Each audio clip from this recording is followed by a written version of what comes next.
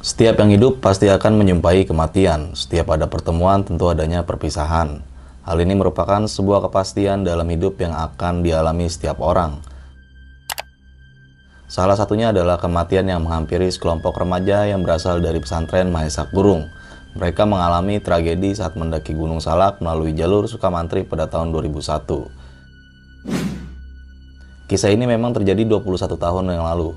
Namun, banyak ingatan yang masih tersimpan di kepala orang-orang yang terlibat atas tragedi ini. Salah satunya adalah Mas Sugi, seorang tim SAR yang turut mengambil peran dalam peristiwa mengerikan ini. Bahkan ia sendiri yang menemukan jasad dari korban tersebut. Namun, sebelum masuk ke ceritanya, kita doakan terlebih dahulu kepada almarhum, semoga ditempatkan di sisi Tuhan Yang Maha Esa, dan keluarga yang ditinggalkan diberikan ketabahan. Siapkan tempat rebah senyaman mungkin, sediakan cemilan, dan selamat mendengarkan.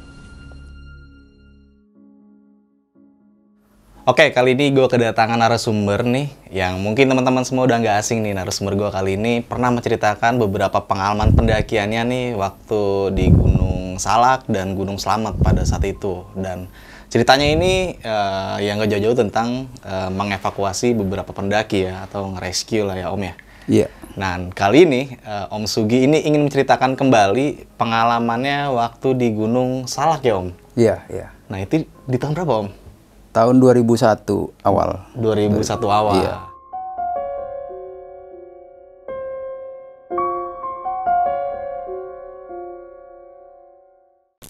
Itu ceritanya sekelompok anak muda jumlahnya 6 orang. Kabarnya sih mereka dari kelompok namanya Mahesa Gurung. Mahesa Gurung. Mahesa Gurung tuh entah disebut pesantren atau apa ya, gue juga nggak paham, tapi gue nggak banyak tahu lah tentang itu. Cuma ceritanya kebetulan itu kan di daerah Sukamantri, kejadiannya di Sungai Ciapus. Titik awalnya tuh daerah Citiis. Jadi kalau teman-teman tahu Ciapus itu lembah besar. Kalau kemarin dengar cerita Sukhoi, nah itu lembah Ciapus itu lembah yang memisahkan Gunung Puncak Salak 1 dan Salak 2. Jadi lembah Ciapus dan lembah Cikluwung. Ini dua lembah yang nanti ketemunya di sadel antara Salak 1 Salak 2. Nah, kejadiannya tuh di Sungai Ciapus ini. Oh. Sungai Ciapus. Jadi mereka berenam. Kalau menurut cerita sih mereka naik gunung cuma menyusuri sungai Ciapus itu. Oke, sampai pada akhirnya 6 orang ini tersesat nih Om.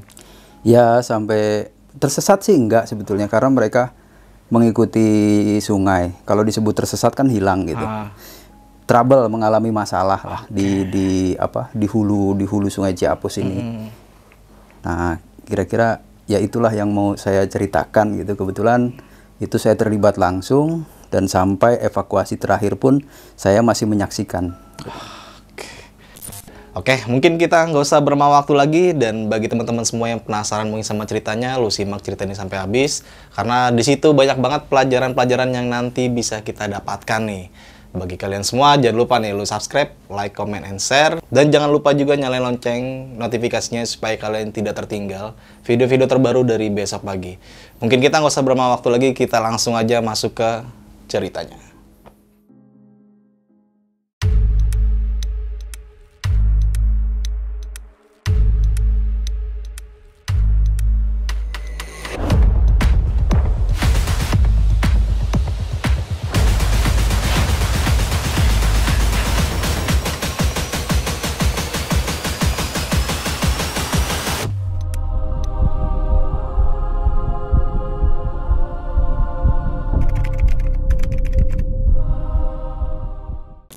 Nah, kejadian itu berawal sejak gue dapet telepon, dan ini sudah berlangsung nih kejadiannya. Gue dapet telepon bahwa diminta sama teman-teman yang kebetulan waktu itu udah terlibat di kaki Gunung Salak.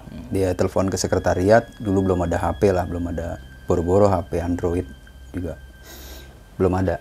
Telepon sekretariat bahwa ada sekelompok anak muda yang naik Gunung Salak dari Ciapus. Itu berawal dari Citiis. Itu 6 orang. Jadi mungkin tadi intronya udah mereka dari mana dari apa kelompok namanya Mahesa Kurung. Seperti biasa gue udah prepare alat-alat yang ready siap suatu saat gue bawa tuh memang udah ada di dalam ransel gitu. Kayak satu ransel ada sleeping bag, ada alat matas, ada alat tidur, matras, flysheet, itu udah tinggal bawa aja. Jadi makanya gue bisa cepet ke sana dan apa tinggal minta surat tugas dari organisasi sama ongkos lah, apa namanya, anggaran buat ngesar tuh biasanya udah ada. Secepatnya gue berangkat naik kereta ke Bogor langsung naik angkot ke Sukamantri. Nah kalau pasti sebagian besar teman-teman Jakarta nama Sukamantri itu udah nggak asing lah. Sampai sekarang. Sukamantri itu camping ground di kaki Gunung Salak. Ya itu letaknya persis di samping Sungai Ciapus. Jadi Sungai Ciapus itu sungai yang membelah Gunung Salak, lembah besar yang membelah Gunung Salak menjadi Salak 1 dan Salak 2 puncakannya tuh itu. Nah ceritanya 6 orang ini dia mendaki Gunung Salak itu tanpa pengetahuan yang cukup gitu ya. Tanpa pengetahuan yang cukup itu sebenarnya saya taunya, ya gue taunya setelah ini gue evaluasi, setelah terjadi ini gue evaluasi dan gue bisa nyimpulin ini tanpa pengetahuan yang cukup. Jadi berawal dari daerahnya namanya Citiis. Citiis itu di bawahnya Sukamantri, masih belum masuk Sukamantri. Itu ada sungai besar, Sungai Ciapus itu dia telusuri nih 6 orang yang anak muda ini. Dan 6-6-nya sebetulnya biasanya gue kenal, gue hafal namanya setelah ikutin apa namanya kronologisnya. Tapi kali ini gue bener-bener gak hafal 6 orang ini. Nah karena gue udah nyampe situ, terus juga udah banyak teman-teman yang terlibat di situ, termasuk yang ini juga dibilang kebetulan ketemu sama teman-teman UNAS. Ini gue sebut karena dia ikut terlibat dan menjadi satu SRU, satu tim sama gue. Ada anak-anak Himpala UNAS yang mereka nih sebenarnya abis ada kegiatan Diksar di Sukamantri terus dicegat, makanya perlengkapan dia dibilang lengkap ya enggak, karena perlengkapan ikut panitia Diksar aja mereka bawa depek. Tapi karena ya begitu sampai di posko SAR atau posko SMC lah itu di Citiis itu, akhirnya mereka dirayu-rayu maulah ikut terlibat di dalam tim gua nih. Ikut tim gua kan. Lu bawa apa, ada akhirnya digabung. Oke cukup lah, tidur kita bisa pakai ini, flysheetnya flysheet gua kebetulan gede, alat masak ini di list cukup, terus perbekalan gampang kan, udah ada para donatur yang ngasih perbekalan di situ ya, ada mie instan, ada macam-macam, ada beras, kumpulin banyak. Akhirnya nggak banyak macam-macam, diceritain kronologisnya bahwa 6 orang yang naik menyusuri sungai untuk naik Gunung Salak ini, mengikuti Sungai Ciapus ini, terjadi kecelakaan di jalur gitu ya, trouble lah di jalur. Yang dari trouble ini 6 orang, yang akhirnya 2 orang bisa turun, 2 orang bisa turun, 4 orang masih di atas, 2 orang bisa turun, dan di tengah perjalanan 2 orang turun ini 1 orang nih tertinggal di lintasan gitu ya, di sungai, di pinggir sungai, tertinggal atau entah ditinggal nih berdua orang ini. Dia turun berdua, tujuannya untuk mencari pertolongan, dan akhirnya yang selamat nih 1 orang. Dan ini yang tertinggal terus nantinya diketemukan dia sudah meninggal di tepi sungai, tergeletak gitu. Entah dia tahu sini, ini kalau menurut dia nih sih, dia hanya meninggalkan rekannya di lintasan di sungai itu atau di tepi sungai dalam kondisi belum meninggal. Lalu dia mencari pertolongan kan, dapatlah penduduk sekitar situ dan termasuk petugas camping ground Sukamantri, Pak Ucup dan kawan-kawan, dulu namanya Yusuf Badar, suka dipanggil Pak Ucup. Nah dari situlah mulai membuat posko pencarian di Citiis. Jadi otomatis gua masuk ke situ dan bergabung ke situ tuh udah hari ke-4 lah kira-kira. Udah berlangsung nih, udah ada yang mencari ke atas. Tapi bolak-balik karena nggak sampai ke tujuan, ternyata nih udah tinggi ternyata. Nah, oke lah. Nah, kan di atas masih ada 4 orang. Terus di lintasan ini tergeletak 1 orang. Dan begitu warga, untuk tahap awal nih warga setempat lah yang mencari, yang menolong gitu, mencari, diketemukanlah yang tergeletak di lintasan ini dan dalam kondisi meninggal, dievakuasi. Dah, berarti tinggal 4 nih kan, tinggal 4 orang ini, terus masih warga juga tuh saat itu ceritanya sebelum saya datang, sebelum gua datang. Nah masih 4 orang ini, begitu dicari pun, ditelusuri ke sungai, ketemu lagi 2 orang lagi turun ini dalam kondisi tertatih-tatih nih 2 orang ini dan hidup, tidak bawa apa-apa, perlengkapannya udah ditinggal sana semua. Dah akhirnya di 2 orang ini bisa dibawa turun kan dan selamat gitu. Nah udah selamat, tinggal 2 orang lagi kan di atas. Nah inilah 2 orang ini yang gue ikut terlibat menyusuri ini dan pencarian ini 2 orang ini. Tapi posisinya nyangkut di mananya 2 orang ini belum ditemukan lagi nih, belum tahu di mananya. Pokoknya di ujung sungai ini gitu. Itu 2 hari ke-4 ya Om ya? Ya itu baru gue mulai ikut. Jadi rombongan gue tuh ada berapa ya, anak UNASnya 5, termasuk gue berarti 6 tambah dulu tuh ada anak Lampea 6, 7, 8 orang lah rombongan gue tuh. 8 orang. Jadi emang jauh itu apa jarak tempuhnya menuju ke titik dia ditemuin nih. Hari pertama gue nyusurin sungai itu sampai sore masih di aliran, masih di pertengahan lah, masih pertengahan jalan itu gue ngebivak di pinggir sungai. Dan itu juga kondisinya kurang nyaman lah, bebatuan, dan itu kan terjal itu kanan kirinya si sungai Ciapus itu. Hari pertama gue masih ngecamp di pinggir sungai. Dah itu juga nggak pakai tenda, cuman pakai flysheet aja, flysheet lebar, 2 flysheet dibentang. Bawahnya juga kita masih nyari apa, gedebok pisang apa untuk bikin bawahnya supaya rata, dan nggak mungkin diratain batu-batuan semua. Pokoknya gimana caranya rata, pakai semak-semak aja tuh, semak sama gedebok pisang dijejer-jejer, yang penting malam itu bisa tidur. Itu hari pertama pencarian. Nah hari kedua besoknya kita lanjut lagi. Hari kedua tuh maksudnya hari kedua gue ikut dalam pencarian itu. Ikut terus menelusuri sungai itu kan. 1 harian sampai sore pun itu belum ketemu hulunya. Nah masih ketemu cabang sungai, jadi pertigaan gitu, pecahan sungai. Nah cuma di pecahan sungai ini nih aliran si Ciapus nih mulai mengecil gitu, mulai menciut. Nah di situ baru agak nyaman tempatnya, agak ada pelataran kayak pantai pasir lah, walaupun sedikit kita bikin di situ. Nah itulah yang kita jadiin base untuk wirawiri. Oke. Itu mungkin bisa disebut OSC lah di situ. Nah, sebetulnya hari itu juga kita ketemu sama rombongan yang sebelumnya datang lebih dulu tuh, teman-teman gue dari Bandung juga. Dari Bandung kita ketemu di situ dan akhirnya jadi rame nih. Jadi bukan 8 orang lagi, kita udah ketemu dan mutusin bikin pos atau bikin camp di pertigaan sungai itu.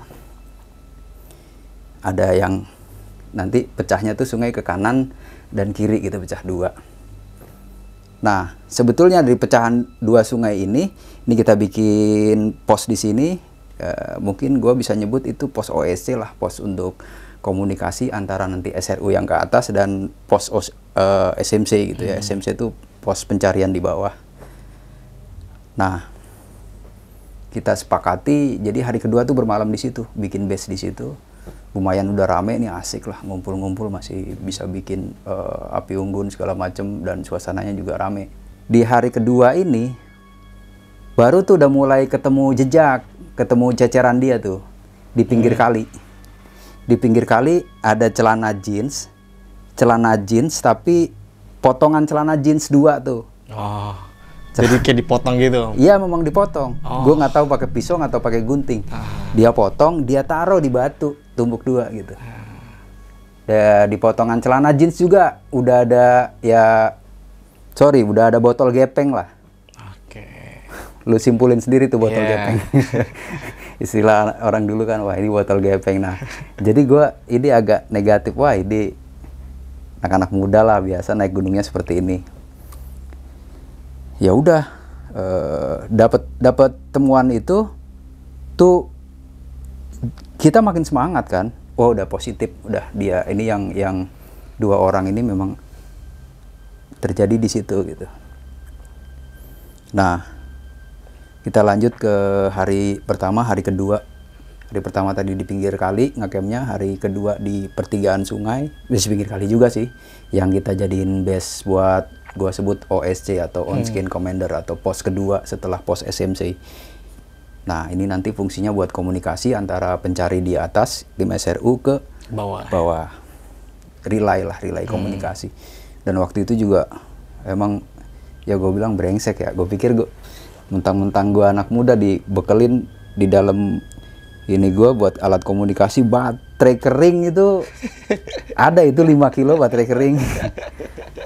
Ya tujuannya sih supaya komunikasi lancar terus kan. Ada baterai cadangan, baterainya cukup. Nah, terus lusanya lah kita lanjut.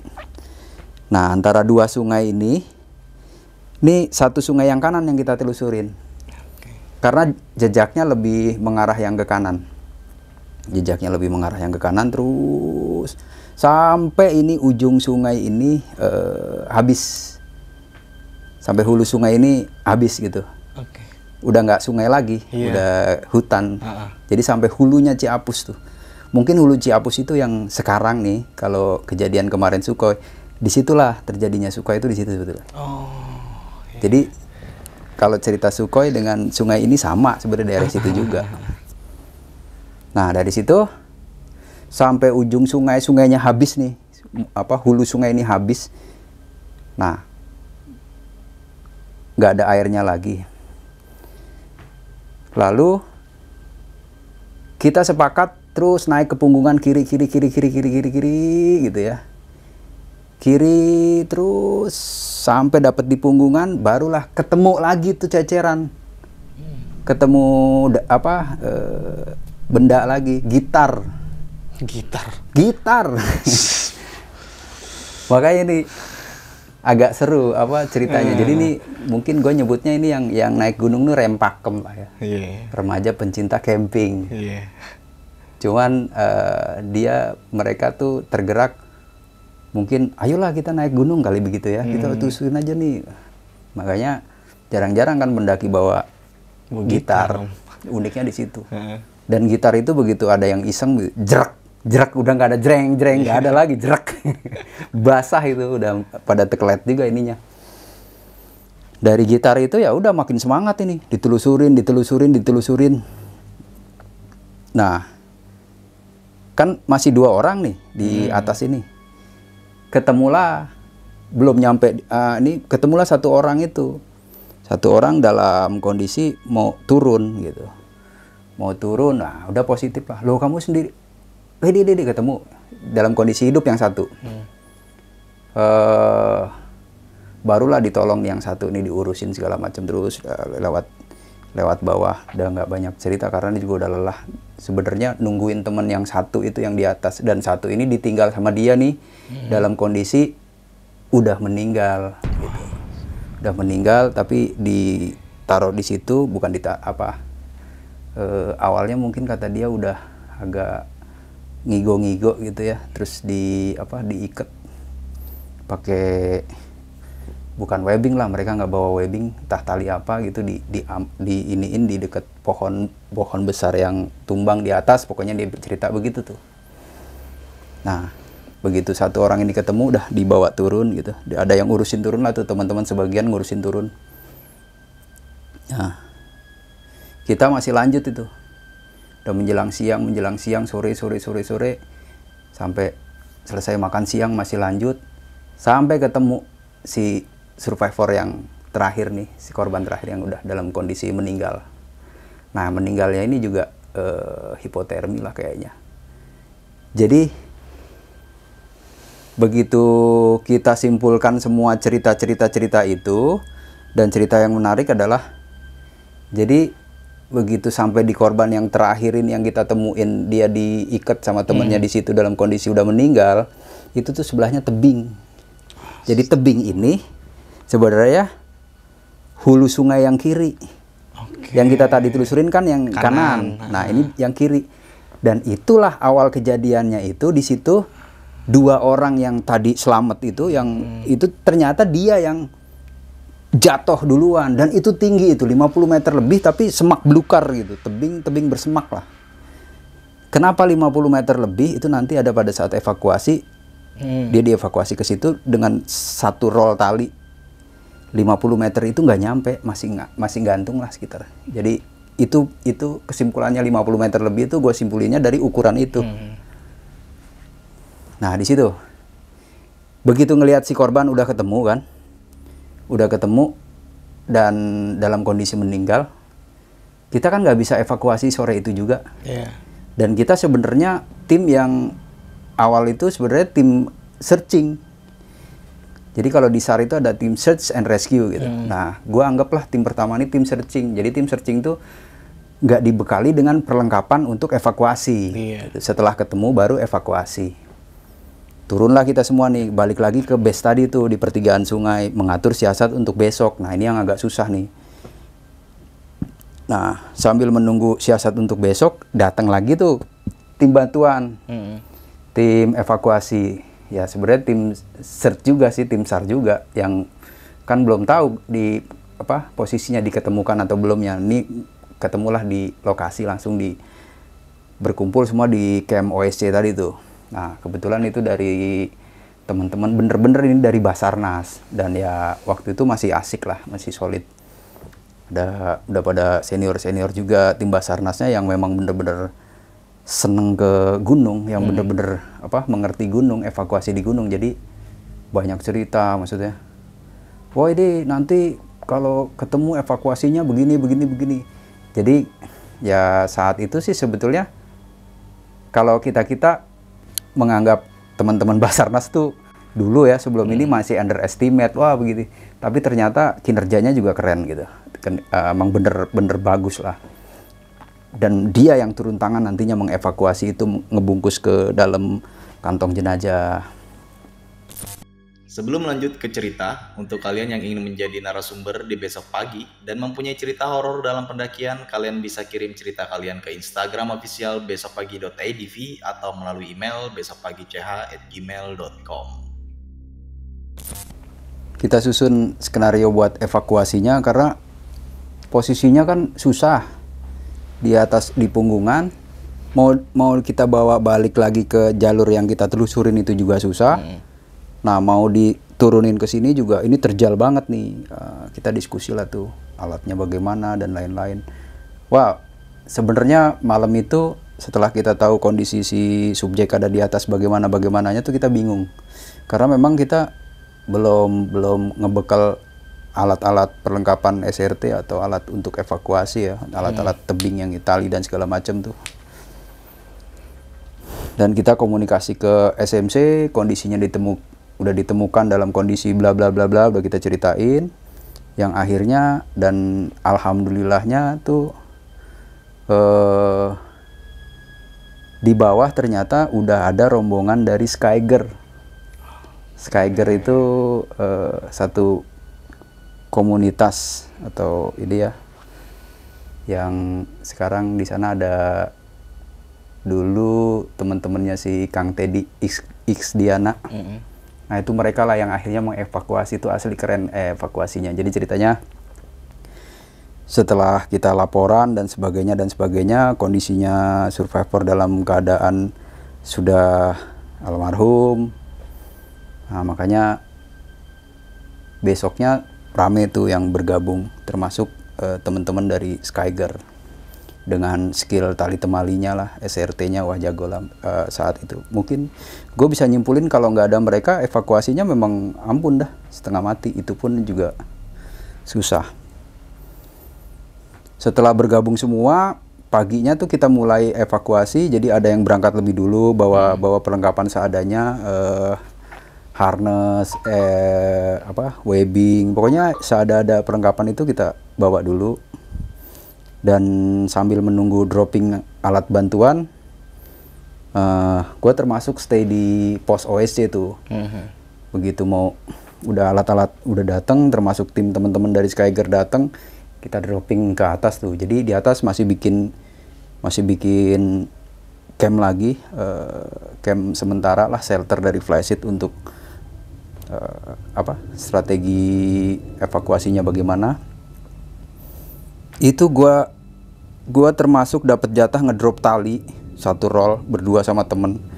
Dan gue masih inget temen gue anak UNAS ini namanya Onyeng. Berduaan itu ganti-gantian lah bawa tali itu, nyelusurin, terjal juga sih ini nyusurin sungai ini yang sampai ke Punggungan ini.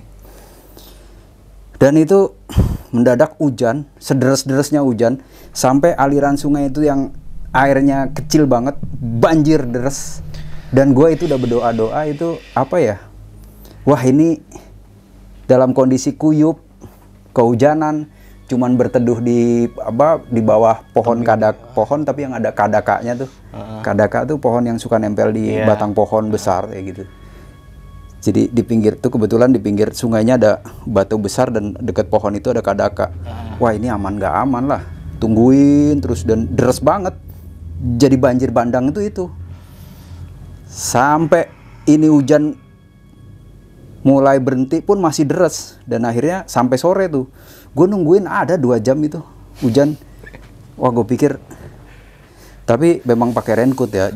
Wah ini perbekalan gak ada, bisa-bisa hipo kalau gue terusin. Jangan-jangan kita yang hipo nih berdua nih. Udah sambil berdoa aja gue. Itu pun akhirnya gue tinggalin di situ si tali itu. Dan mau nggak mau karena ini kayaknya udah nggak mungkin dievakuasi hari ini. Dan memang nggak mungkin dievakuasi hari itu karena hujan deres banget. Udah turun lagi gue ke camp OSC, standby lagi di situ sampai 1 malam. Nah, baru besoknya lagi tuh baru bergabung tuh teman-teman dari Skyger udah berdatangan lagi. Udah mulai banyak, kurang lebih ada berapa orang lah, aku lupa, ada 8 apa 10 orang. Ikut naik termasuk bapak-bapak yang Basarnas tadi tuh yang ngomongnya banyak dan akhirnya memang bener. Begitu sampai dan hari itu cerah, kita menuju ke lokasi tempat dia subjek terakhir ini yang diamankan sama temennya, ditaruh di situ, memang bener di batang pohon. Dan setelah gitar itu ketemu Depek, baru abis Depek baru ketemu si almarhum tadi tuh. Nah begini caranya kata si bapak tua yang Basarnas, dimasukin. Jadi kalau memang ini udah bau, kita udah lawan aja bau, telan aja ininya ludah kita telan sendiri, jangan banyak ngeludah, malah makin bau. Oh gitu caranya. Nah kalau kita memang udah tahu begini dan baunya bakal bau, ya bekal kopi bubuk gitu. Kopi bubuk yang ya kopi murahan lah, untuk naburin si almarhum ini supaya baunya nggak menyengat. Tapi kan itu baru, nggak terlalu bau. Bener dia yang evakuasi, masukin ke dalam kantong jenazah. Dah di Pulasara lah, tinggal teknik nuruninnya aja. Nah itu udah bagian anak-anak Skyger tuh.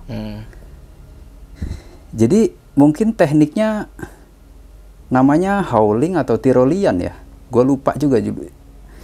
Jadi dia pakai tandu basket, memang bawa itu tandu basket tuh tandu cekung gitu. Tandu cekung yang tandu basket ini tandu yang didesain tuh kalau kena benturan ya ini aman gitu. Kalaupun ini si almarhum ini anak ini masih kondisinya masih hidup, ya gue yakin aman dengan tandu basket ini, jedak juga nggak masalah. Dan itu mereka berdua rappling. Jadi ada dua tali yang dijulurin ke bawah. Ini rappling kanan kiri. Satu untuk tandu sebelah kiri, satu untuk sebelah kanan. Nah itu kerennya tuh dulu. Ya gue acung jempol lah sama anak-anak. Memang skillnya itu kan, vertical rescue. Dan sampai sekarang Teddy dan kawan-kawan tuh membuat itu vertical rescue Indonesia. Adalah itu di medsosnya. dia masih konsisten di situ sampai bikin program apa jembatan gantung, bikin program 1000 pemanjat atau apa gue lupa.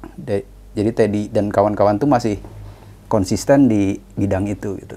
Dan gue lihat kinerjanya emang ya itu harus diacungin jempol saat itu dan bener-bener terpakai gitu apa ilmunya.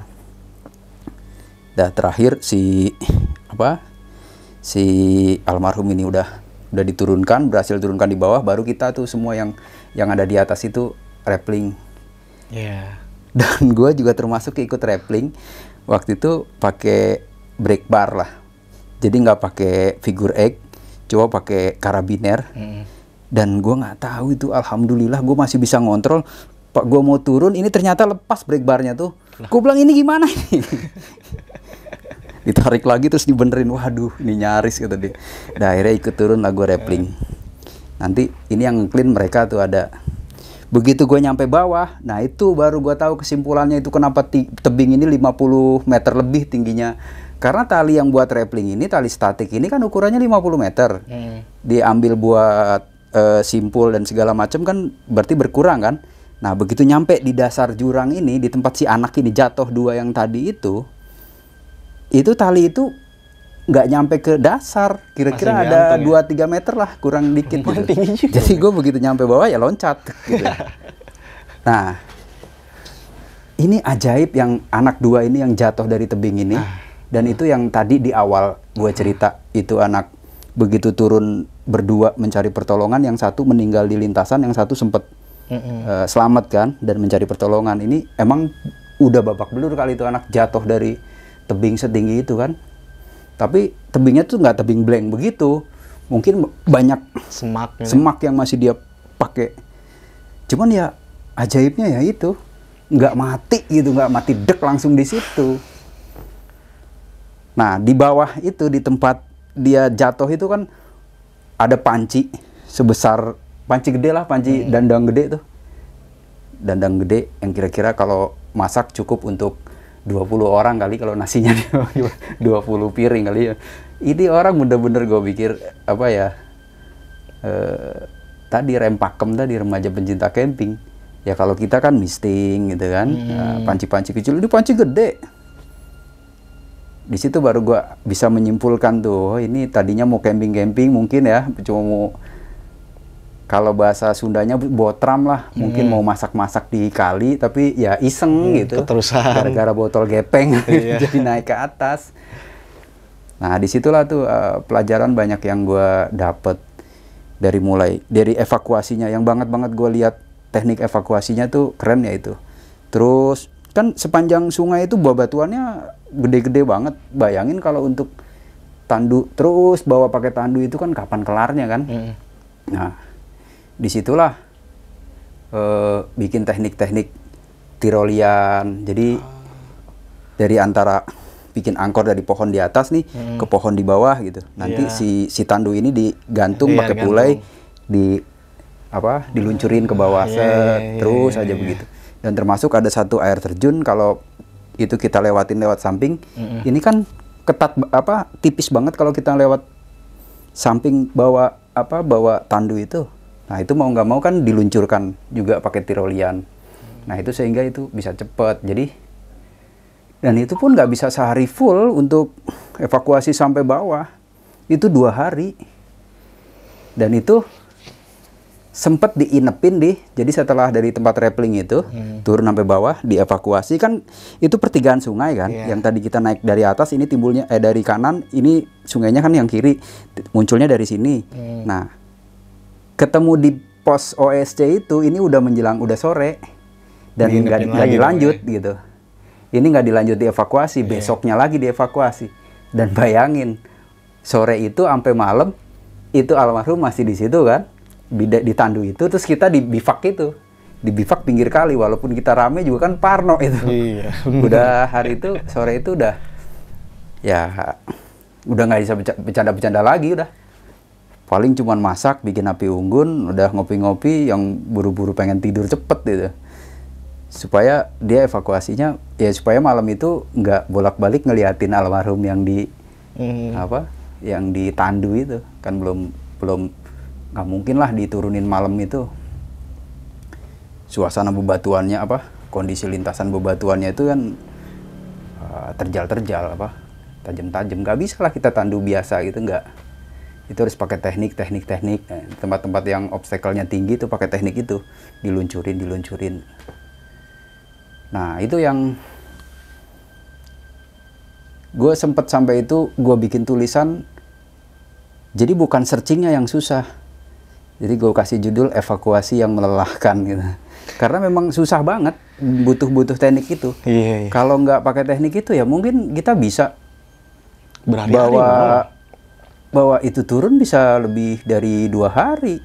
Itu pun pakai teknik itu 2 hari gitu. Jadi kayak semacam estafet. Di sini masih ngeluncurin, ini udah. Jadi alat tuh bukan cuma 1 set, ada 3 set lebih. Jadi dibawa yang ini lagi ngeluncurin, sana udah nyiapin. Terus sana di tempat obstacle yang susah itu udah siapin untuk tirolian itu, untuk ngeluncurin si tandu tadi. Nah, ya akhirnya alhamdulillah dalam waktu 1-2 hari baru bisa ke evakuasi sampai ke bawah, sampai ke pos. Jadi ya balik lagi, itu hal-hal yang kalau menurut gua awalnya mau seneng-seneng sepele, mau masak-masak, terus akhirnya punya pemikiran nelusurin sungai sampai naik ke gunung. Nah itu kan sebenarnya dibilang gampang, jadi nggak gampang naik gunung. Mungkin awam ya, gue juga berpikiran dulu kalau naik gunung itu apa, dengan menelusuri sungai ini bakal nyampe ke puncaknya. Ternyata salah. Justru menelusuri sungai itu tingkat kesulitan atau obstacle-nya, hambatannya tinggi banget. Dan itu ajaib itu anak bisa nyampe situ gitu. Itu jauh banget, belum nyampe ke puncak Gunung Salak. Itu kalau tembus kan Salak 1 sebenarnya. Nah ini masih jauh banget. Jadi begitu dia nyampe di abis sungai ini ditelusurin, ya anak 6 orang ini sampai di Punggungan, ini pun terjebak apa ya? Terjebak penglihatan salah puncak gitu. Jadi di seberang lembah ini nih ada puncak gunung, ada puncakan. Puncak-puncak bohong lah, puncak-puncak bohong tuh banyak banget di Punggungan Gunung Salak ini, di punggungan-punggungannya nih ada. Makanya zaman sekarang tuh ada orang nyebut puncak Salak 1, 2, 3 sampai puncak Salak berapa tuh. Sebenarnya enggak, itu puncak Salak cuma 1, 2 aja, yang lain puncak-puncakan nggak jelas itu. Nah, salah satu puncakan yang nggak jelas ini yang juga menurut gue ini tertabrak sama si Sukhoi kemarin itu. Jadi gitulah kira-kira proses evakuasinya. Jadi makin dari beberapa pengalaman operasi SAR tuh ya macam-macam yang gue alamin, penyebabnya, kronologisnya, cuman gara-gara hal sepele. Semuanya rata-rata sepele sebenarnya. Tapi berakibat maut. Gitu. Dan ini sampai berapa hari berarti? Total keseluruhan harinya tuh berapa lama tuh? Ya, gua sendiri kan sebelum operasi SAR gua masuk terlibat di operasi SAR ini, itu udah berjalan kurang lebih kan 4 hari. 4 hari, terus begitu gua masuk, itu aja gua masuk ikut sampai ke proses searching itu 3 hari. 3 hari, terus sampai diketemuin, sampai posisi si almarhum, proses evakuasinya tuh kurang lebih 3 hari juga. Berarti hampir jadi 2 minggu 4, 3, 6, 10 hari. 10 hari, Om. Untuk mengevakuasi pendaki yang satu itu, Om. Iya. Nah, dari beberapa teman-teman yang selamat nih, Om. Gimana tuh, Om? Kesaksian mereka tuh? Itu beda dengan yang lain-lain. Dan rata-rata setelah selesai operasi itu gue udah nggak ketemu lagi dengan teman-temannya dia yang selamat. Udah nggak bisa gue tanya lagi gitu. Cuman bisa menyimpulkan tadi, ini jelas bukan dari anak-anak yang memang mereka punya mau belajar untuk skill atau teknik naik gunung. Ini ya gue bisa menyimpulkan ya anak-anak muda yang memang saat itu kepincut dengan kegiatan outdoor gitu, dengan alat yang perlengkapan apa adanya, panci segede gitu, gitar tadi tuh, depek yang nggak jelas, depek apa mereknya kan zaman-zaman itu gitu. Terus juga dari celana jeans yang dipotong, dari botol gepeng yang gue temuin. Iya. Ya itulah kesimpulan gue. Jadi ya sebenarnya dari dulu udah mulai banyak sih orang tertarik untuk berkegiatan naik gunung atau di outdoor activity. Cuma memang baru-baru ini gitu ya, baru zaman-zaman medsos ini teman-teman bisa belajar dari yang satu ngelihat konten ini, ngelihat upload dan updatean ini gitu. Jadi makin lama makin belajar, terus dari film, nah dari organisasi pencinta alam. Makanya dari belajar dari pengalaman SAR itu, gue di organisasi kan sebenarnya ada sekolah SAR. Sekolah SAR tuh untuk internal gue sendiri, organisasi sendiri, sama untuk eksternal gabung. Tapi sekolah SAR ini kan untuk sekolah yang orang-orang expert sebetulnya, yang udah seneng kegiatan mendaki gunung gitu ya. Nah, terus gue berpikir, nah teman-teman di organisasi gue nih berpikir, ya ngapain kita supaya jangan banyak kejadian SAR, skillnya yang harus diperbanyak. Jadi kita bikin semacam misalnya ada sekolah pendaki gunung gitu. Oh iya. Terus kursus-kursus ke kampus-kampus, ke sekolah-sekolah, ke SMA-SMA. Masih kegiatan outdoor, goes to kampus, goes to school. Jadi untuk meminimalisasi kecelakaan atau kejadian yang tidak diinginkan buat teman-teman pemula yang mau naik gunung, setidaknya dibekelin itulah, daripada kita ngesar kan mendingan ngasih tahu gitu. Iya benar. Supaya nggak terjadi hal-hal seperti itu lagi. Kalau ngesar kan makan waktu lumayan cukup lama juga Om ya. Ya, dan lagian apa ya? Yang ngesar ini kan pertolongan gitu. Kalau tadi buat sekolah pendaki gunung atau kursus-kursus ke teman-teman di komunitas pencinta alam itu kan supaya dia menambah skillnya dan jangan sampai terjadi kejadian SAR gitu. Jadi SAR-nya nggak ada, membekali diri ke teman-teman yang mulai atau seneng ke kegiatan itu. Nah Om, ngomong-ngomong tentang 2 orang yang selamat pertama nih, yang 1 orang yang ditinggal tuh, dia ditinggal itu dalam keadaan memang udah luka atau memang lelah fisik atau hipotermia? Ada informasi itu nggak Om? Yang prediksi gue sih, kan dia jatuh tuh berduaan dari tebing itu. Iya. Otomatis mungkin ada yang patah atau apanya ya. Dan itu kan ya gue juga nggak menyaksikan tergeletaknya di mana, terus evakuasinya gimana. Tapi yang pasti prediksinya jatuh dari tebing segitu tinggi, hidup aja udah ajaib. Iya. Dalam 50 meter loh. Iya. Dan ya itu ajaib lah saat masih dikasih selamat ya Om ya. Tapi walaupun temennya ini masih meninggal. Ini kejadian tahun 2001 Om ya. Di organisasi Mahesa apa? Mahesa Kurung. Mahesa Kurung itu dari mahasiswa atau? Kok ini aja mungkin kalau dari namanya sih kayak perkumpulan silat gitulah. Oh. Gue juga nggak paham sampai sekarang, gue belum searching nih Mahesa Kurung ini apa. Mungkin nanti teman-teman yang tahu ya boleh. Komen aja lah di bawah itu. Nah Om Sugi nih, sebelum kita menutup cerita kali ini, Om Sugi punya pesan-pesan gak nih buat teman-teman semua? Jadi dari beberapa pengalaman yang gue alamin sampai saat ini ya, mungkin di konten yang sebelum ini nih ada, sampai tahun ini pun 2002 gue masih ikut terlibat di operasi SAR ya, operasi pencarian atau teman yang kena musibah di gunung. Jadi tipsnya adalah semua itu kan gara-gara hal sepele gitu. Hal sepele. Jadi menurut gue nih, kalau kita belajar ada faktor bahaya tuh yang disebabkan oleh objective danger dan subjective danger. Jadi objective danger ini faktor bahaya yang disebabkan oleh faktor alam. Iya. Ya misalnya tiba-tiba gunung itu meletus gitu, tiba-tiba ada badai, tiba-tiba jalurnya longsor karena hujannya terlalu lebat. Nah itu objective danger adalah bahaya yang disebabkan oleh faktor alam. Nah yang hal-hal sepele-sepele tadi tuh adalah subjective danger.